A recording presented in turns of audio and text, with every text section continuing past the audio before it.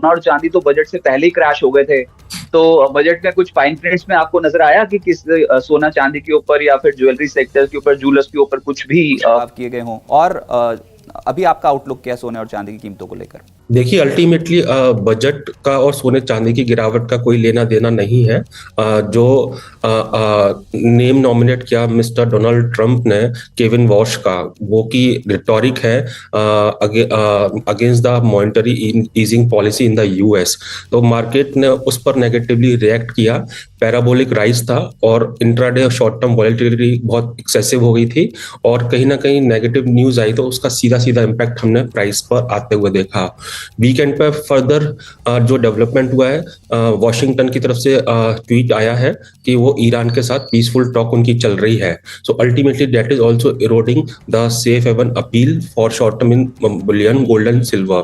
हमने last week ही कहा था कि मार्केट का जो वोपिंग मूव हो रहा है, वन आवर में 10% टूट रहा है, चढ़ रहा है, that is normal, that is not the normal move. And short term में साइडलाइन रहना का हमने सलाह दिया था। एंड अल्टीमेटली अभी भी लॉन्ग टर्म जो स्टोरी है, again we are reiterating, will continue, but short term में मे बी पेनफुल रह सकते हैं फर्दर डेज। एंड जो अभी फ्राइडे लास्ट वीक जो हाई बने, record high, that is not going to be revised sooner. Market will first try to settle, अभी settle भी नहीं हुआ है। एंड आफ्टरवर्ड्स हम देखेंगे कि एग्जैक्टली जो रिकॉर्ड हाई रिसेंट बने हैं उस ब्रीदर के बाद में ही लेटर हाफ में मे बी देखने को मिले, या फिर ईरान के साथ युद्ध होता है, वही एक कंडीशन है कि मार्केट में नियर टर्म के अंदर रिकॉर्ड हाई की तरफ लेके जा सकता है गोल्ड सिल्वर को। Otherwise I think there is some correction, further correction possibility from here also, and market after settling will consolidate for some time before starting और रिज्यूमिंग मेजर अप ट्रेंड।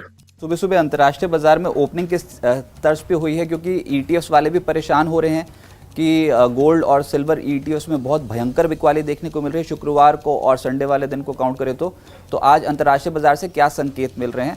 और जिन्होंने भी इन्वेस्ट कर रखा है, जो भी निवेशक है जो लॉन्ग टर्म के लिए इन्वेस्ट कर रहे हैं गोल्ड और सिल्वर में, उनको अभी क्या करना चाहिए? है प्राइस आज का हाई था 4900 का कॉमेक्स स्पॉट, उसको ब्रेक करके नीचे 4600 के भी नीचे गए हैं। इन तकरीबन 4-4.5% का गिरावट है, तो ओपनिंग तो वीक होगी। सिल्वर भी देखिए अभी 87.5 88 से फिसल कर अभी 84 के आसपास चल रही है। तो आज का जो अभी मूवमेंट है वो नेगेटिव ही है। बात करते हैं देखिए इन्वेस्टर्स की, ईटीएफ में जिन्होंने इन्वेस्ट किया या लॉन्ग टर्म इन्वेस्ट किया है, ईटीएफ हमेशा लॉन्ग टर्म इन्वेस्टमेंट टूल होता है और अल्टीमेटली उसमें शॉर्ट टर्म के लिए टिपिकली ट्रेड्स नहीं लेने चाहिए। तो जो लॉन्ग टर्म इन्वेस्टर्स हैं, अगर वो अभी भी होल्ड कर रहे हैं तो अल्टीमेटली आई थिंक उनको होल्ड करना चाहिए। And once within 10-15 days गिरावट ओवर हो जाएगी, तो अगर कैपेसिटी है, अगर उनके पास फंड एक्स्ट्रा है, तो वो नीचे से फर्दर बाय करके एक एवरेज करके अच्छा पोजीशन बना सकते हैं। और ओवरऑल अभी भी मैं कहूंगा कि nothing has changed in terms of long term bull story of gold and silver.